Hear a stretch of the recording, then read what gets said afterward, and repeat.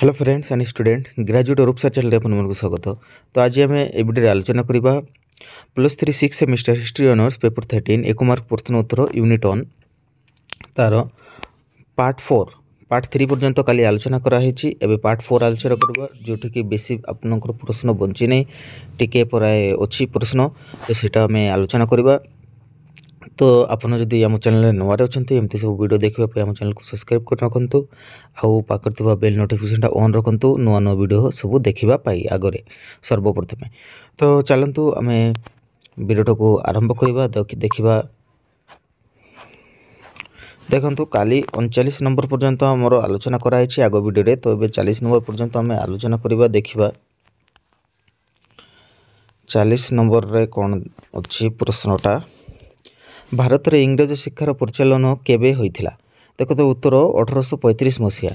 तापर 42 नंबर प्रश्न प्रथम महिला शिक्षयित्री भारत में किए थिले सावित्री फुले। 42 नंबर प्रश्न ज्योतिबा फुले किए थिले समाज संस्कारक। 43 नंबर दलित शब्दर परिचालन प्रथम किए आरंभ करथिले ज्योतिबा फुले। 44 नंबर दलित महिला मानकर शिक्षा उपरे किए अधिक गुरुत्व देउथिला ज्योतिबा फुले। 45 नंबर प्रश्न सत्य शोधक समाज किए प्रतिष्ठा करथिले ज्योतिबा फुले।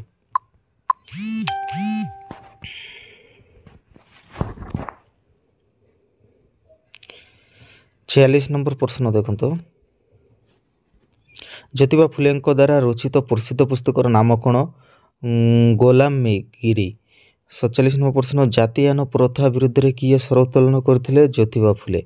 48 नंबर प्रश्न ज्योतिबा फुले केउ मानकर विरोध रे थिले ब्राह्मण।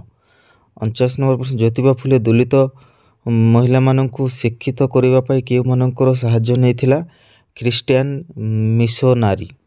50 नंबर सावित्री फुले किए थिले ज्योतिबा फुले पत्नी एवं प्रथम महिला शिक्षयित्री। तो देखंतु एतिकी थिला आपनकर 1 मार्क प्रश्न उत्तर। तो एबे आम आलोचना करबा काली 2 मार्क प्रश्न उत्तर बहुत इंपोर्टेंट प्रश्न जाक 1 मार्क आम आलोचना कर सारिछु। एबे काली आम स्टार्ट करबा 2 मार्क प्रश्न और उत्तर।